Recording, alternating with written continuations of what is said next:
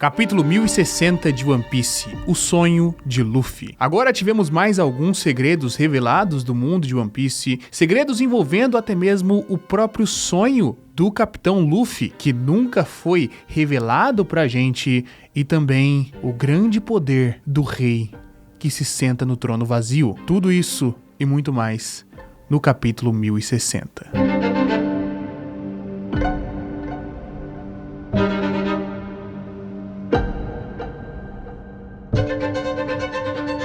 Caras, pra começar, eu vou até começar de um jeito diferente aqui, porque eu tô em choque.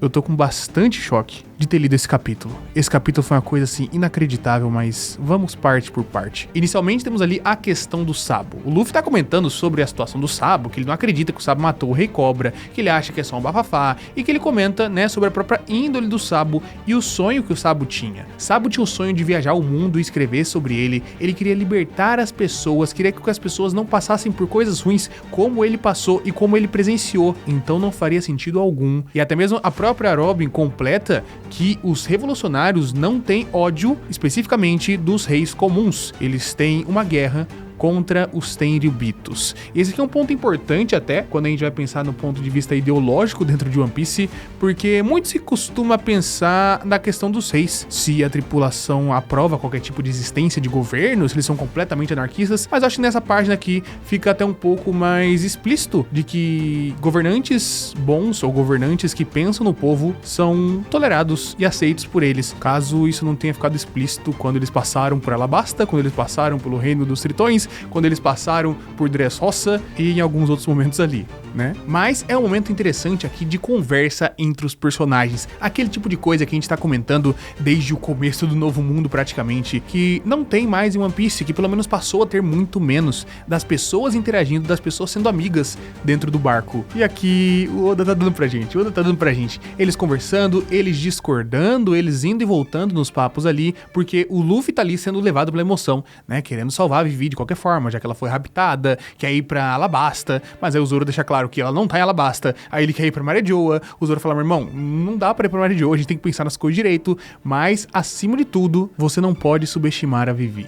Eu acho interessante esse ponto de vista sendo trazido pelo Zoro, principalmente, porque ele traz a história do Luffy com o Ace. O Luffy, em outro momento ali, pegou e mencionou que o Ace, né, tinha sua própria caminhada, tinha sua própria jornada, que quando ele precisasse de verdade, ele estaria lá, mas de resto, deixa ele se virar. Ele é um cara grande, é um cara forte, ele consegue se virar também. E o Zoro traz isso pra Vivi, que é interessante, é interessantíssimo do ponto de vista de gênero, até mesmo colocado aqui dentro, né, porque o Zoro representa isso, ele traz a bagagem da Kuina, que era subestimada por ser uma mulher, e aqui o Zoro tá lembrando, ó, meu irmão, ela é uma mulher foda, ela é uma mulher forte, não se preocupa, se ela precisar de verdade, a gente vai estar lá, mas não subestima ela, porque por mais que ela não seja necessariamente uma lutadora, ela é extremamente forte e capaz. Eu achei isso aqui, ó, afinado. Além da própria diversão deles juntando ali num quadrinho pra zoar o Zoro, né? Cada um tá fazendo um tipo de ofensa ali, o Zoro responde alguma da ofensa do Sanji e tal. Gostoso, clima feliz, enquanto o Luffy deita no chão e lembra-se dos momentos com o Sabo, comenta que eles tinham seus próprios sonhos e fala o seu. O sonho do Luffy que a gente já ouviu ser mencionado que alguém saberia, ou que foi dito por alguém, né? O Sabo sabia disso, o Ace sabia também, e o Shanks, e o próprio Ace disse pro Yamato, pelo que eu bem me lembro, então na verdade o Yamato também sabe qual que é o sonho do Luffy.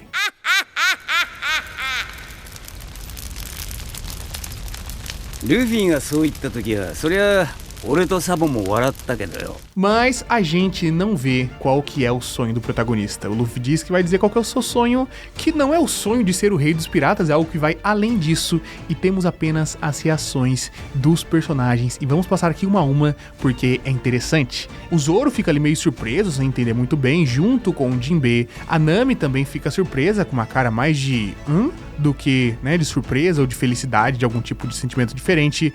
O Brook começa a chorar de alegria dando risada, o Zop está preocupado, o Frank também está chorando e dando risada, junto com o Sanji, que tá não chorando ali, mas tá sorrindo bastante. Robin está genuinamente surpresa e Chopper surpreso, feliz. Isso me deixou muito curioso, porque ele falou ali qual é o sonho dele. E a gente tem dois grupos basicamente de reações. Pessoas que ficaram surpresas e até um pouco preocupadas, e pessoas que ficaram felizes. As que ficaram felizes são Brook, Frank, Sanji e Chopper. O restante tem um pouco de preocupação, tirando a Robin ali que tá apenas surpresa, mas esses 4 personagens estão felizes em ouvir o sonho do Luffy imediatamente. Na página seguinte e tal, todo mundo fica feliz, mas a reação espontânea daquele momento é a felicidade extrema do Brook e no Franky, e a felicidade ali do Sanji e do Chopper. Qual tipo de coisa que faria os personagens terem esse tipo de reação? Que faria os outros ficarem um pouco preocupados antes? Eu quero saber de vocês, já coloquem nos comentários qual você acredita que é o sonho do Luffy. Eu vou dizer aqui o que é o mais clichê, que eu imagino que, né, faça sentido e que vai ser colocado dentro da história. Eu acredito que a gente vai voltar para aquele sonho, para aquele objetivo, para aquela coisa que o Luffy sempre tem de finalizar os arcos com um grande banquete. Mas eu vou além aqui. Eu acho que o Luffy quer fazer um banquete não gigantesco com as pessoas, etc. Eu acho que o objetivo dele é fazer um banquete com absolutamente todas as pessoas que existem no planeta. Por isso, faria as pessoas ficarem surpresas inicialmente, porque se você não quer fazer uma grande festa, todo mundo ia ficar feliz, todo mundo ia comemorar, todo mundo ia achar ok. Mas se ele disser uma coisa absurda, como todas as pessoas que existem no planeta Terra estarão nesse banquete, aí as pessoas ficam um pouco mais preocupadas, né? E a gente teria uma preocupação maior do Zoro, de falar, meu Deus, todas as pessoas, o Jinbe, que é uma pessoa mais racional, a Nami, a Robin fica genuinamente surpresa, enquanto o Franky, que é um cara que adora festas, que adora farra, Brook, que é o cara que faz a festa, que faz a farra, Sanji, que adora fazer comida, banquete pra todo mundo, e Chopper, que também gosta de farrear, não se preocupariam com a parte da logística disso. Eles iam só pensar imediatamente que isso é da hora, que é uma coisa que eles adorariam participar, principalmente Brook chorando junto com o próprio Franky. É o tipo de pensamento que me vem diretamente na cabeça por conta dessas reações, e o Luffy deixa ali bem claro que ele quer se tornar o rei dos piratas antes disso. Por quê? Essa é a grande questão. Por que ele precisaria se tornar o rei dos piratas antes de atingir o seu real objetivo? Eu imagino que assim, se a gente for seguir pela lógica de realmente ser um banquete com todas as pessoas do planeta, ele precisaria de uma influência gigantesca pra isso. Você não pode ser apenas um pirata muito bom, você não pode ser apenas o pirata muito forte, ou, sei lá, o Kaido. Poderia juntar o Kaido, a Big Mom, o Barba Branca e todo mundo, que eles nunca conseguiriam fazer um banquete com todo mundo do planeta. Primeiro porque eles têm muitas pessoas que odeiam eles, tem muitas pessoas que têm ressentimento de outras coisas do passado, eles têm intriga entre eles, mas se você for o rei dos piratas, o cara que governou tudo, conseguiu o objetivo maior do planeta todo, conseguiu aquele tesouro, as pessoas vão te ouvir mais. Então talvez, né, pra mim parece ter um sentido aqui essa teoria que existe desde o começo de One Piece, que a página final, que toda a última construção do último capítulo seria uma grande ceia com todo mundo do planeta. Eu acho que faz sentido imaginar algo grandioso nesse nível. Só que não, né, colocando aqui, não todas as pessoas reunidas em uma ilha. O mundo inteiro festejando ao mesmo tempo, por mais que estejam em países e em lugares completamente diferentes.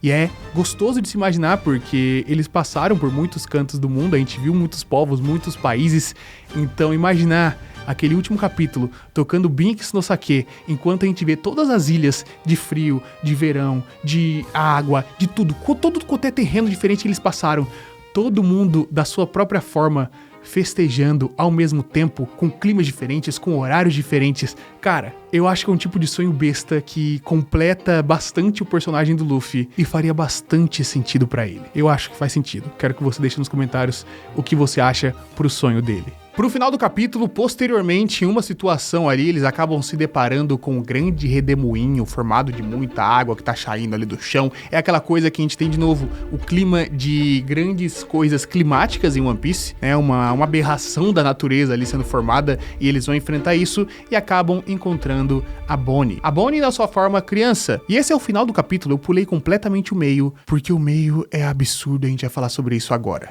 Voltando a toda a questão do Sabo, vamos ao quartel-general da Marinha, em que eles estão interceptando a ligação do Sabo. Eles estão ouvindo ali o que ele começou a falar no capítulo anterior e já estão prontamente rastreando de onde está vindo a ligação do Nenemushi. Sabo está se comunicando com o exército revolucionário, contando ali desesperadamente que ele não matou o Rei Cobra, que aquelas informações são falsas, que não foi isso que aconteceu de forma alguma, enquanto os revolucionários estão ali ouvindo, mas, né, estão despreocupados quanto a isso, porque eles acreditam realmente que o Sabo jamais faria uma coisa dessa. E no quartel-general da Marinha, eles descobriram onde o Sabo tá. Ele está numa ilha chamada Luluzia, ou Luluzia, e fica ali bem claro que foi uma das ilhas que ocorreu uma revolução recentemente, uma das 8 países que foi liberto do governo mundial, certo? E aqui as coisas ficam um pouco mais complexas, porque algo vai acontecer com aquela ilha. A gente vai pra essa ilha e vê um pouco do que tá acontecendo ali. A gente vê o rei e a princesa aprisionados, enquanto pessoas comuns que as prenderam estão ali, querendo informações. Está deixando muito claro aqui que foi uma revolução feita pelo próprio povo, que tirou o rei corrupto do poder, colocou ele atrás das grades e quer apenas informações, quer descobrir quais eram as tramóias que eles estavam fazendo, né, pra depois tentar ajeitar o país. Eles deixam claro, inclusive em um balão, que eles não querem matar o rei, pra deixar claramente óbvio pra gente, tô repetindo muita palavra aqui, que eles são boas pessoas. É pra ficar muito óbvio isso. As pessoas que tomaram o poder desse país são boas pessoas que queriam apenas ter qualquer tipo de direito, liberdade e viver tranquilamente. Vemos ali pessoas comuns, pessoas com vestes simples andando pelas ruas, pessoas básicas, pessoas que não estão em grandes níveis de nobreza, nem de poder, nem de riqueza, nada, longe disso.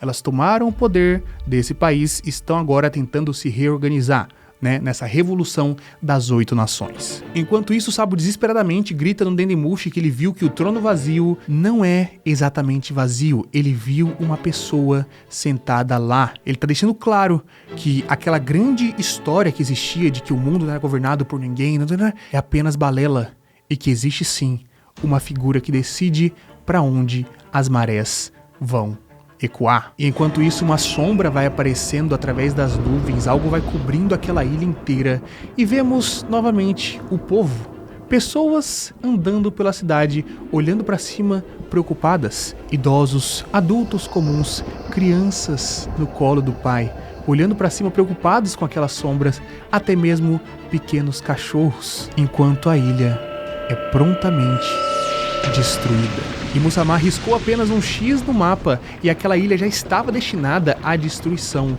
E vemos no capítulo inúmeras lasers ou qualquer tipo de poder caindo do céu e apagando Luluzia completamente do mapa. É como se aquele país nunca tivesse existido. É uma sequência de acontecimentos extremamente forte que nos traz ali tanto o sentimento de meu Deus do céu, esse é um vilão completamente imperdoso, né? Porque ele acabou de cometer um genocídio na nossa frente de pessoas puramente boas. A gente não viu nada de errado nesse país aqui, eram apenas pessoas que estavam tentando viver e sobreviver, lutar pela sua própria liberdade, que teve, né, na Revolução das 8 Nações, que estavam buscando a vida. E ele apagou aquele país do mapa e apagou todas as vidas que ali estavam em um estalo de dedos. Não apenas porque lá estava o Sabo com o segredo de quem estava sentado naquele grande trono, mas porque aquele foi um dos países que se libertou do governo mundial. É bom pontuar isso aqui porque já estava destinado a acontecer. Sabo estava nessa ilha por coincidência, né? Ele se refugiou nessa ilha, mas essa ilha já seria destruída de qualquer forma. Não foi um poder absurdo que foi utilizado para esconder apenas a informação do trono. É um país que seria eliminado novamente, um genocídio por eles terem saído das garras do governo mundial. E isso é bastante forte, principalmente imaginando que a gente tá num capítulo chamado Sonho do Luffy, que provavelmente o sonho que a gente teve na primeira parte do capítulo é a coisa mais absolutamente oposta do que aconteceu agora. O menino que sempre quer que as pessoas se reúnam, quer que as pessoas fiquem bem, que luta por isso o tempo inteiro, que luta pela vida principalmente, em contraste com alguém que tira milhares, talvez milhões delas, sem nem pestanejar. E nos deixa pensando muito aqui sobre o que é exatamente esse poder, porque a gente tem as armas ancestrais que completaria aquele ciclo que muita gente estava imaginando. Temos Poseidon, que seria a arma que está responsável e relacionada aos oceanos, que é a própria Shirahoshi, que consegue controlar os reis dos mares. Temos então Pluton, que está escondido debaixo das águas de Wano e foi dito como um navio que tem o poder para destruir ilhas, etc. E sobrou então Uranus. Uranus em grego é o que encobre é a própria personificação do céu, o pai de todos os titãs, o pai de muitas das coisas. E assim, tivemos alguma coisa sobrevoando a ilha, cobrindo ela completamente e derramando o seu poder. Faria muito sentido se aqui a gente viu a primeira aparição real de Uranus, destruindo, mostrando o seu poder. Essa mesma Uranus que pode ter participado de God Valley, que foi completamente deletada da existência também, né, anteriormente. Lembrando, God Valley é aquela ilha que o Roger lutou junto com o Garp contra os Rocks, E essa ilha, novamente, foi completamente deletada também. Então, as coisas podem ficar um pouco mais complexas daqui em diante. E eu quero ressaltar aqui um detalhe que talvez possa ter a ver com isso. Uma coisa que sempre me incomodou, que aconteceu bastante tempo atrás, na verdade, e que a gente nunca teve uma resposta concreta. Em um certo momento, a tripulação do Capone estava andando ali pelo Novo Mundo e eles foram atraídos para o céu. Eles foram atraídos pela força gravitacional de uma pequena esfera que estava passando em cima deles, e essa esfera tem umas camadas rochosas e tal, como se fosse um satélitezinho, uma lua, que a gente pode imaginar das muitas luas que existem no mundo de One Piece. Mas Urano, no nosso mundo, é um planeta, né? Não é um planeta pequeno, mas é um planeta. E eu fico pensando se, talvez, de alguma forma, aquela formação espacial poderia ter alguma ligação com Urano, poderia ser o próprio Urano que estava andando pelo Novo Mundo, sabe? Que estava sendo controlada ali de alguma forma.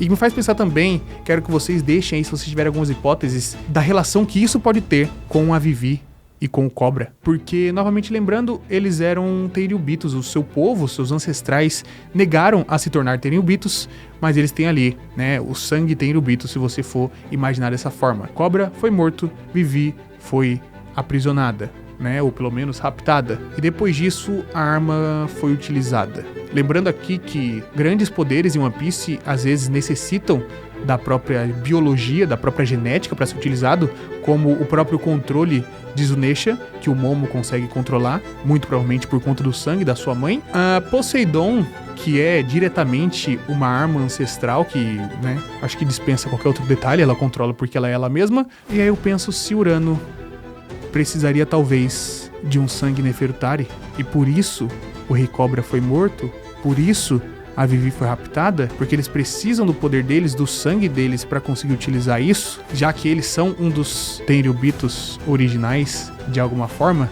Quero deixar aqui essas hipóteses para você. Quero deixar que você pense, que você comente aí, que a gente tenta descobrir o que está acontecendo nesses dois pontos. Primeiro, o que destruiu esse país inteiro, e segundo, o que é o sonho do nosso capitão. Mas de qualquer forma, esse eu acho que é um dos capítulos mais fortes de One Piece, justamente por essa contraposição. De um lado, temos alguém que aspira a vida, e de outro, alguém que toma elas.